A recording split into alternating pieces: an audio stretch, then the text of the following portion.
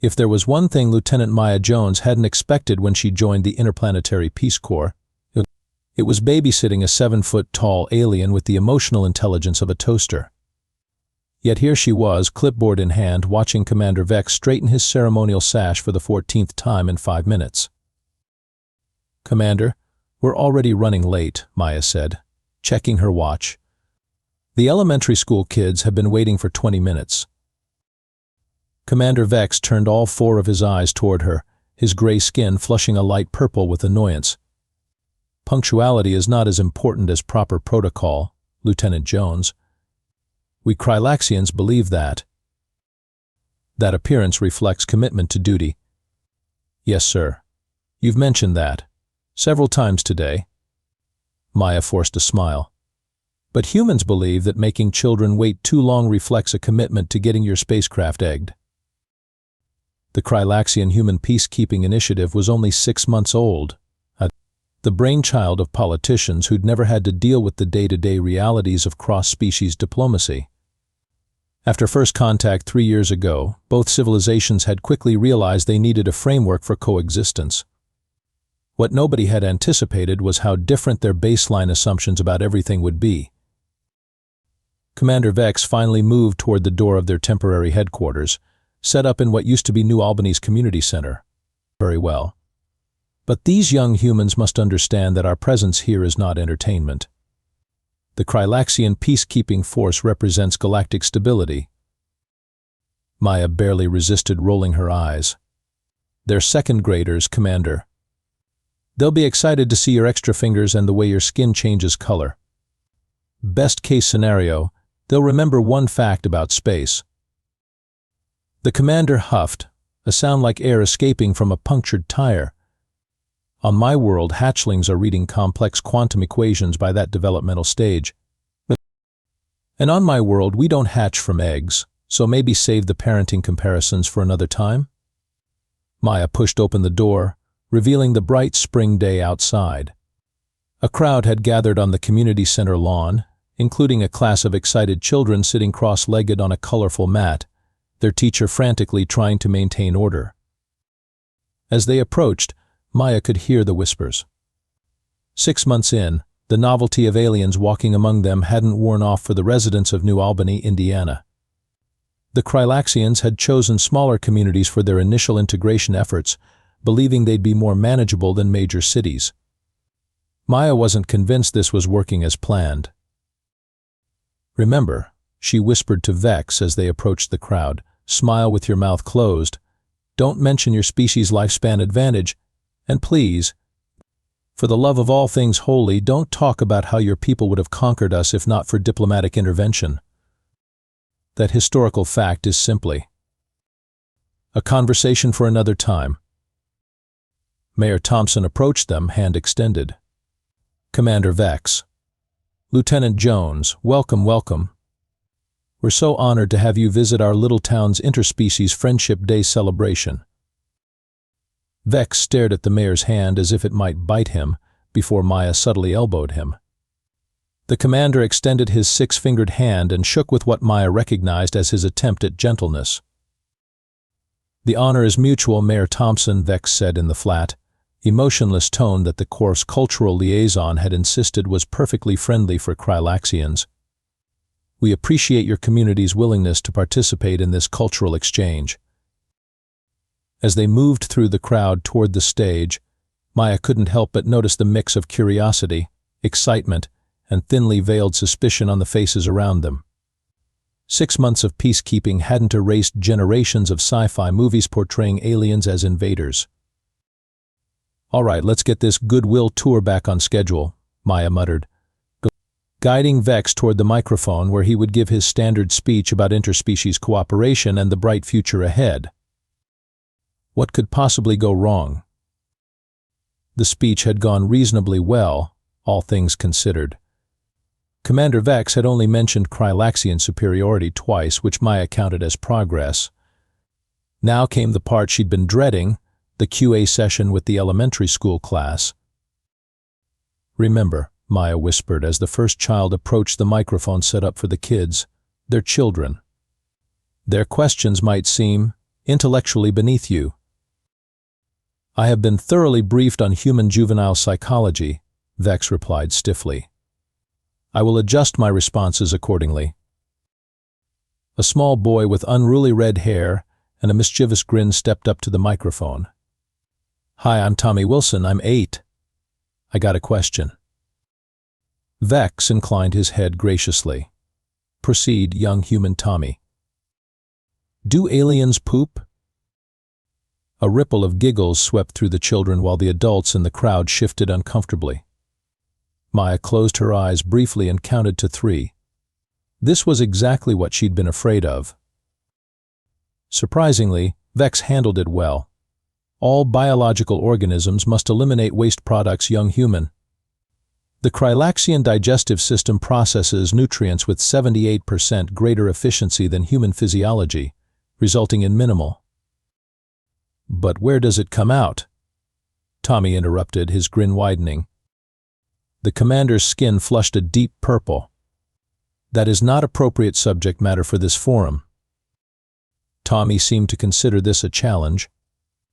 My dad says you guys are just humans in costumes anyway. He says the whole alien thing is a government trick to distract us from taxes. Maya stepped forward. Thank you for your question, Tommy.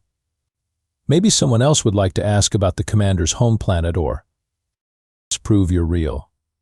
Tommy suddenly shouted, and before anyone could react, he darted forward from his position and reached the stage. With the speed only an 8-year-old sugar-fueled troublemaker could manage, he grabbed the edge of Vex's ceremonial sash and yanked hard. Several things happened at once.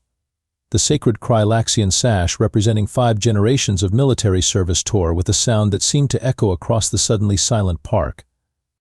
Vex's skin flashed from purple to a deep crimson.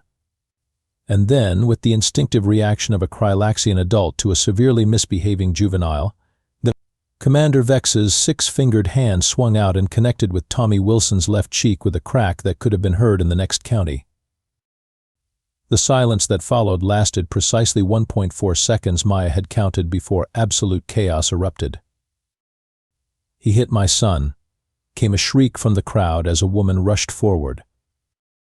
Alien attack. Someone else yelled, unnecessarily. Mayor Thompson stood frozen, his mouth opening and closing like a fish. The children were a mixture of crying, excited screaming, and in a few disturbing cases delighted laughter at the unfolding disaster. Tommy himself seemed more shocked than hurt, holding his cheek with wide eyes. The slap had been open-handed and controlled a Krylaxian disciplinary tap rather than a full-force blow, but that distinction was lost on the outraged crowd. Everyone calmed down, Maya shouted, jumping between Vex and the advancing parents. This is a misunderstanding. Misunderstanding? Tommy's mother had reached the stage now, scooping up her son and examining his face. That thing slapped my child. Vex, seemingly oblivious to the severity of the situation, looked genuinely confused. The juvenile damaged a sacred emblem and showed disrespect to an officer. The corrective touch was minimal. Corrective touch. Tommy's father had joined them now, his face alarmingly red. You assaulted our son. Commander Vex's confusion deepened. In Krylaxian culture, all adults are responsible for guiding all juveniles. When a hatchling misbehaves, the nearest adult administers discipline. It is normal. We're not on Krylax. Tommy's mother spat. Krylaxi Prime. Vex corrected automatically. Aya grabbed Vex's arm. Commander, we need to leave. Now. Me. As she pulled him toward their vehicle, she could hear the mayor trying to restore order and the buzz of dozens of phones undoubtedly recording and sending footage of the incident across the internet. By tomorrow, this would be everywhere. I do not understand the extreme reaction, Vex said as they hurried away. The juvenile shows poor training. In our culture, his progenitors would be grateful for the community's involvement in his development. Maya resisted the urge to bang her head against the nearest tree. Well, Commander, in our culture we just started an interplanetary incident. What were you thinking? Commander Krill's projected hologram towered in the center of their temporary headquarters, his skin cycling through various shades of red and purple. The Krylaxian Commander-in-Chief had been shouting for approximately 7 minutes without repeating himself once, which Maya found impressively thorough. Vex stood at attention, all 4 eyes focused straight ahead. Sir, I was following standard Krylaxian protocols for juvenile misconduct. The human damaged a sacred. You're not on Krylaxi Prime. Kryll roared, his translator barely keeping up with his rapid-fire speech. You are a representative of our entire species on a diplomatic mission. Ambassador Fletcher, the human diplomat who had been quietly seething in the corner, finally spoke up. The incident has already gone viral. Alien Slapchild is trending globally. We have protests forming outside 3 of our joint facilities. Maya winced. She'd been monitoring social media all morning as the footage spread. The 10-second clip, perfectly framed to show only the slap and not Tommy's provocation, had over 20 million views already. The comment sections were even worse. The child was barely touched, Vex protested. A disciplinary tap, nothing more. Had I truly struck the juvenile with Krylaxian strength, there would have been significant tissue damage. That is not helping your case, Commander, Fletcher said through gritted teeth. In human culture, adults simply do not hit children who aren't their own. Period. Especially not in public. Especially not if they're 7-foot-tall aliens representing another planet.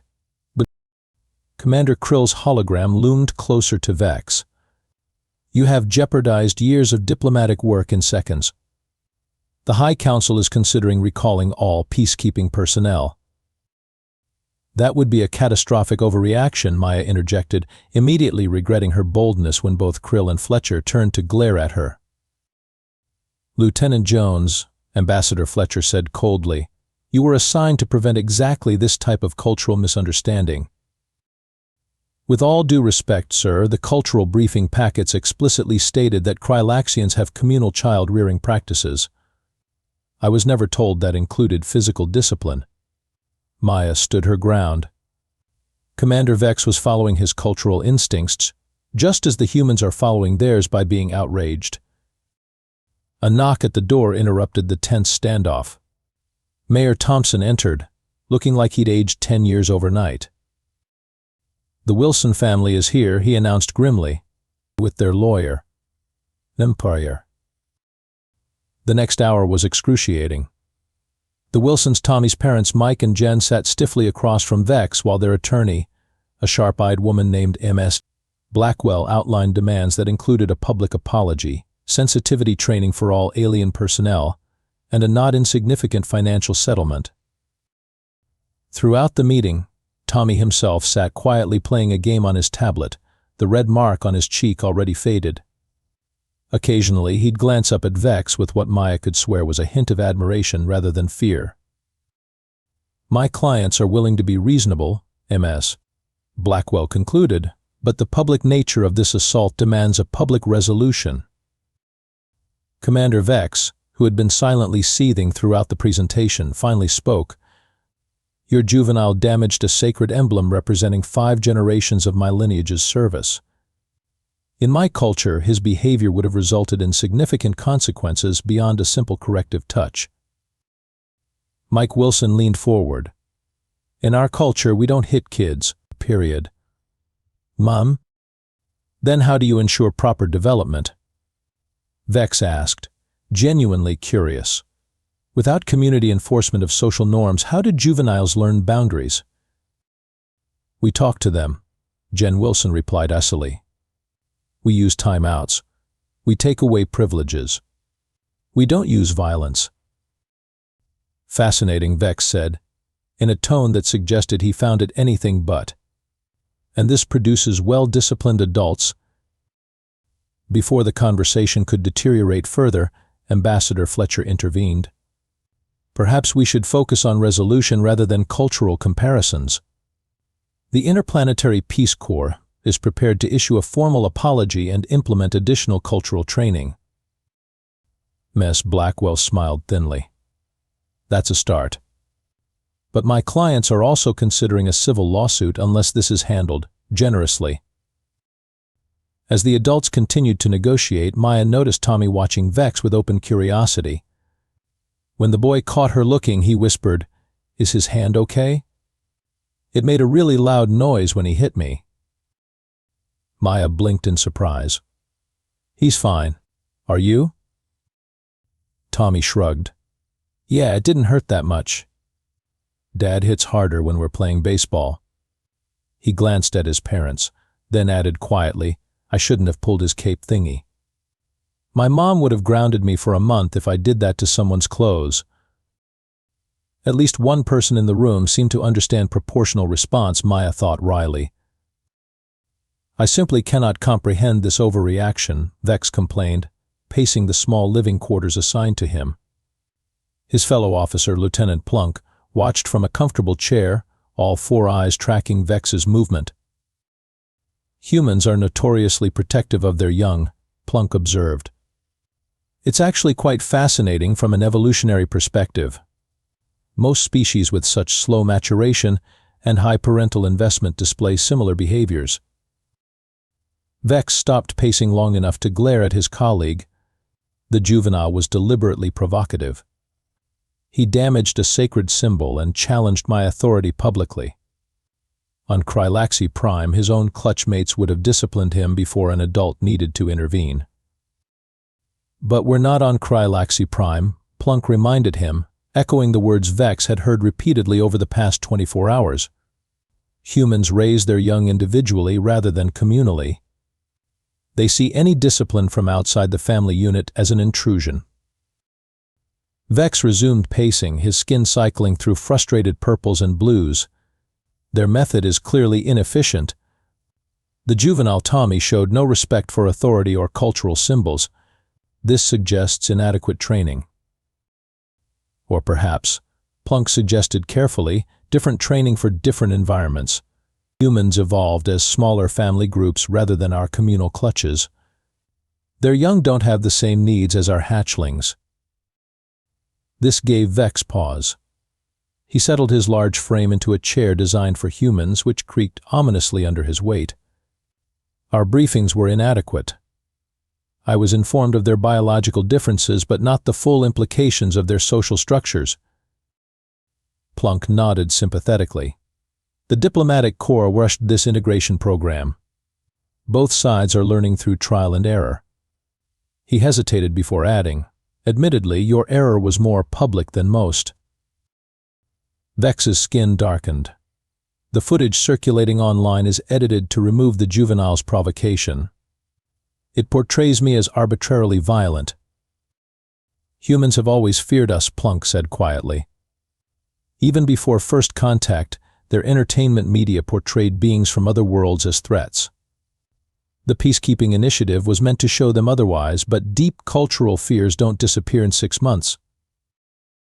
Vex considered this. "During my training, I studied human history. They frequently engaged in wars amongst themselves over cultural differences far smaller than those between our species. Perhaps I should have anticipated this reaction." "The juvenile's parents are demanding financial compensation," Plunk noted. "This is also typical human behavior, assigning monetary value to social transgressions." "Absurd," Vex muttered. "What is the purpose?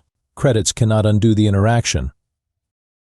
"It's symbolic," Plunk explained. "Humans use financial penalties as both punishment and deterrent. But more importantly, such exchanges officially conclude the dispute. They prefer clean endings to their conflicts." Vex was silent for a long moment, processing this information. "Lieutenant Jones attempted to warn me about human customs regarding their young. I dismissed her concerns as overly cautious." "Ah," Plunk's skin shifted to a knowing green. "The human female who serves as your liaison. She has spent considerable time defending your actions, according to my sources." "She understands both perspectives," Vex acknowledged. though her species is confoundingly inconsistent. They claim to abhor physical discipline, yet their entertainment media frequently depicts violence as solution to problems. Plunk made a gurgling sound that translated roughly to laughter. Humans are walking contradictions. They claim to value peace yet maintain massive military forces. They profess equality but practice hierarchy. They advocate for logic while making emotional decisions. How does one navigate such inconsistency? Vex wondered aloud. By recognizing that we are equally inconsistent in different ways, Plunk replied. Our species claims to value collective harmony yet maintains strict class distinctions. We pride ourselves on logical thought yet are governed by ancient traditions with no logical basis. Vex's communicator chimed, interrupting their philosophical discussion. The message was from Lieutenant Jones, informing him that a formal hearing had been scheduled for the following day and his presence was required. It seems I must face human justice, Vex said, his tone resigned. Consider it an anthropological study, Plunk suggested, and perhaps an opportunity to understand their perspective on juvenile development. Their perspective is illogical, Vex insisted, but with less conviction than before. The juvenile showed no fear of me after the correction. Only the adults reacted with hostility. Interesting, Plunk mused. Perhaps the young human understood the cultural context better than his progenitors. Vex stood, stretching his 7-foot frame. I will attend their hearing. But I maintain that communal responsibility for juvenile development is more efficient than their individualistic approach. Just remember, Plunk cautioned, no matter how illogical their customs seem, they feel the same about ours. And there are significantly more of them on this planet than there are of us. A valid point, Vex conceded. I will attempt to display appropriate remorse for following my cultural instincts. That, Plunk said with another gurgling laugh, is the most human response you could have. The hearing room was packed. News crews clustered outside, held back by local police. Inside, an uneasy mix of human officials, Krylaxian representatives, and concerned citizens filled every available seat. At the front, a long table seated Mayor Thompson, Ambassador Fletcher, Commander Krill's holographic projection, and 3 representatives from the Human Krylaxian Relations Committee. Vex sat stiffly at a small table to one side, with Maya beside him. Across the room, the Wilson family occupied a similar table, their lawyer arranging papers with practiced efficiency. Remember, Maya whispered to Vex, just stick to the script we practiced. Express regret for the cultural misunderstanding, acknowledge human customs regarding children, and commit to further cultural training. This ritual seems unnecessarily theatrical, Vex muttered back. The outcome has already been negotiated. Humans need process, Maya replied. Just like you needed to file 7 different reports to your superiors before coming here today. Mayor Thompson called the hearing to order with a bang of his gavel, which made Vex flinch slightly. We are gathered to address the incident that occurred at our Interspecies Friendship Day celebration, Thompson began, his voice carrying the weary tone of a man who never expected to be mediating an alien assault case when he ran for office. We will hear from all parties involved and work toward a resolution that respects both human and Krylaxian customs. Memes. Blackwell rose first, presenting a dramatically edited video compilation that showed the slap from 3 different angles, complete with slow-motion replay and ominous background music. Maya had to admit it was impressively manipulative. My client's son was physically assaulted by a representative of an alien military force, MS. Blackwell concluded. This cannot be dismissed as a mere cultural misunderstanding when a child's safety is at stake. When it was Vex's turn to speak, he rose to his full height, towering over the human officials. Maya held her breath. I acknowledge that my action caused distress. Vex began carefully, following their rehearsed statement. In Krylaxian culture, All adults share responsibility for guiding all juveniles. Physical correction is standard practice among my people and carries no stigma or trauma. So far so good, Maya thought. Vex was sticking to the script. However, Vex continued, veering off script. I have observed that humans jealously guard their reproductive output and consider outside intervention in juvenile development to be offensive. This seems inefficient but is apparently deeply ingrained in your species. Maya closed her eyes briefly. This was not going well. Inefficient? Mike Wilson stood up, ignoring his lawyer's attempt to pull him back down. You think not hitting kids is inefficient? Your offspring damaged a sacred emblem and showed disrespect to an officer of higher rank, Vex replied. In Krylaxian culture, this would merit significant correction to ensure proper development. In human culture, Jen Wilson shot back, we don't believe hitting teaches anything except fear. Yet your juvenile shows no fear of me, Vex observed, gesturing toward Tommy, who was indeed watching the proceedings with more interest than trauma. Only the adult humans display emotional distress. The hearing quickly devolved from there. Cultural experts from both sides were called forward, each trying to explain their species' perspective on child rearing. The Krylaxian anthropologists described their communal hatcheries and shared parenting responsibilities, while the human child psychologist emphasized individual development and non-physical discipline methods. This is getting us nowhere, Ambassador Fletcher finally announced, after 2 hours of increasingly circular arguments. Perhaps we should take a recess and… I have a suggestion, Maya interrupted, surprising herself with her boldness. All eyes turned to her. Since this is fundamentally a cultural misunderstanding, maybe what we need is a cultural exchange. Rather than trying to determine who's right or wrong, we focus on mutual understanding and accommodation. What exactly are you proposing, Lieutenant? Commander Krill's hologram asked. Maya took a deep breath. A reciprocal learning program.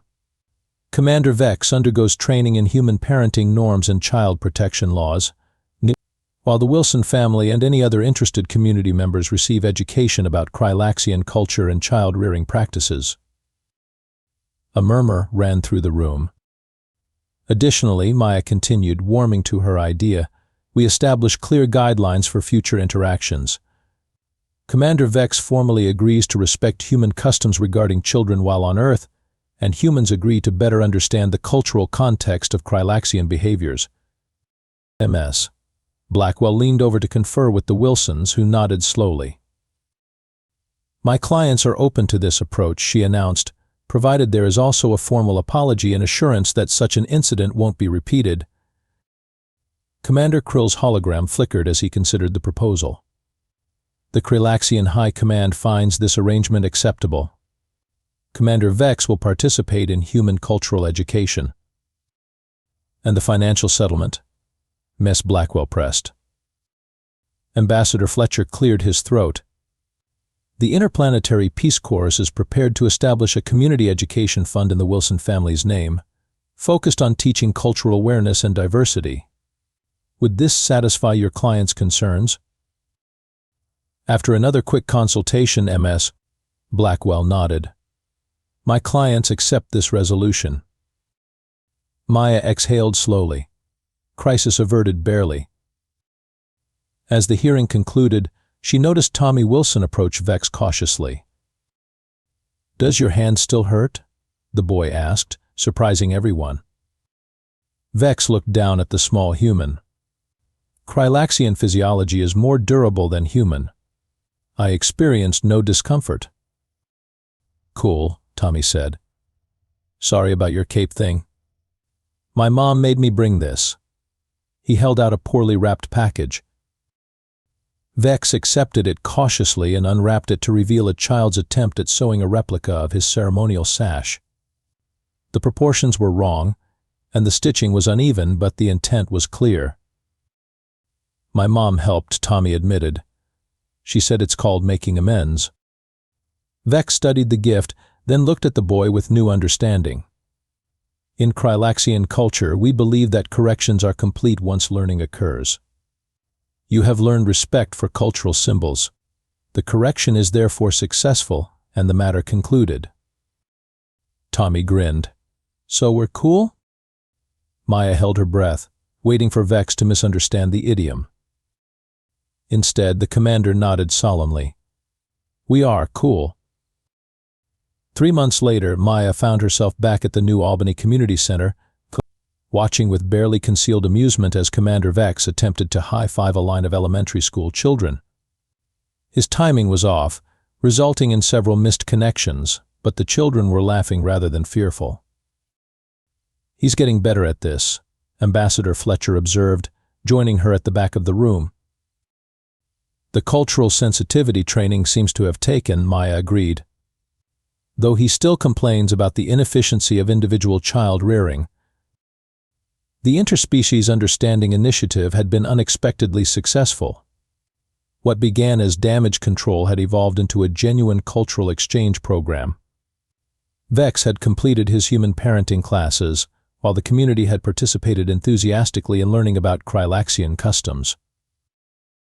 The Wilson boy has become quite the ambassador himself, Fletcher noted, nodding toward Tommy, who was now demonstrating proper high-five technique to a confused-looking Vex. He visits the Krylaxian compound weekly, Maya explained. Turns out he's fascinated by their technology. Commander Vex is teaching him their mathematical system. And the parents? They've come around. Mike Wilson and Vex actually get along now. Turns out they share an interest in something called fantasy football that I don't pretend to understand. The door opened, admitting a group of Krylaxian junior officers led by Lieutenant Plunk. They carried educational materials and were immediately surrounded by curious children. 6 months ago, this would have been unimaginable, Fletcher said quietly. Parents voluntarily bringing their children to meet aliens who they previously feared would abduct them. Sometimes it takes a crisis to force understanding, Maya replied. Though I wouldn't recommend the slap-a-human-child approach to cultural diplomacy in general. Fletcher laughed. Let's keep that out of the official peacekeeping handbook. Across the room, Vex was now attempting to follow Tommy's instructions for a complex handshake ritual involving fist bumps and finger wiggles. The alien's usual dignity was nowhere in sight as he concentrated on the sequence with all 4 eyes focused intently. We are still monitoring social media, Fletcher said, his tone growing more serious. There are groups who use the incident to promote anti-alien sentiment. They claim it proves Krylaxians are inherently violent. There will always be those who fear difference, Maya acknowledged. But look around this room. For every fearmonger online, there's a family here learning that different doesn't mean dangerous. As if to emphasize her point, Jen Wilson approached Vex with a plate of cookies shaped like the Krylaxian homeworld.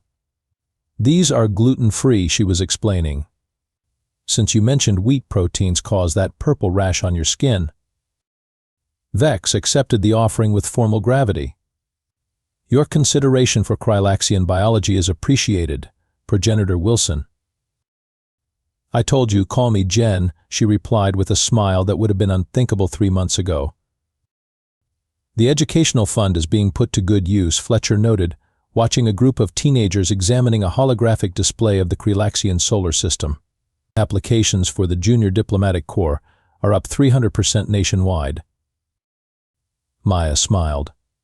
Turns out humans are pretty adaptable. Once they get past the initial shock of 7-foot aliens with 4 eyes, they're pretty good at finding common ground. As the event concluded, Maya watched Vex saying goodbye to Tommy with an awkward pat on the shoulder, a compromise between human and Krylaxian interaction norms that they'd worked out together. Remember, you must complete the mathematical equations I provided, Vex instructed the boy seriously. Your understanding of multidimensional calculations is improving, but requires consistent practice. I'll do them tonight, Tommy promised. And Mom says you can come for dinner next week. Dad's grilling burgers. I look forward to observing this cooking ritual, Vex replied, his formal tone belied by the pleased blue tinge spreading across his skin.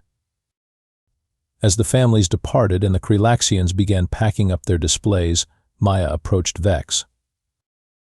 "Well, Commander, I'd say your second community outreach went considerably better than the first."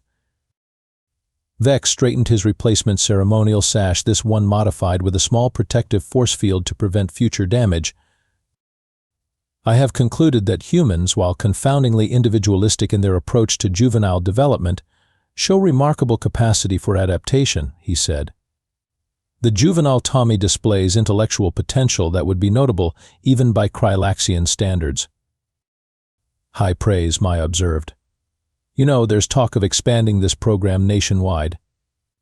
The Diplomatic Corps is calling it the new Albany model of interspecies relations." "From diplomatic incident to educational model," Vex mused. "Most efficient." Maya laughed. "I think you're finally starting to understand humans, Commander. Sometimes our biggest mistakes lead to our best opportunities." Vex considered this, all four eyes blinking in sequence.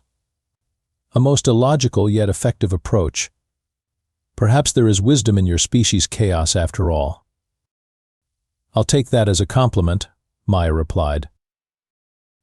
As they walked back to their vehicle, Vex awkwardly attempted to high-five a passing child, missing entirely but eliciting giggles rather than fear. Progress, Maya thought. The slap heard around the world had become a teaching moment rather than a diplomatic disaster. One small step for a Krylaxian, one giant leap for interspecies relations. And somewhere in the universe, Maya was certain, other species were taking notes on how not to make first contact with the surprisingly resilient, adaptable, and forgiving species called humans. Even if they were, as Vex still maintained, hopelessly inefficient in their child-rearing practices,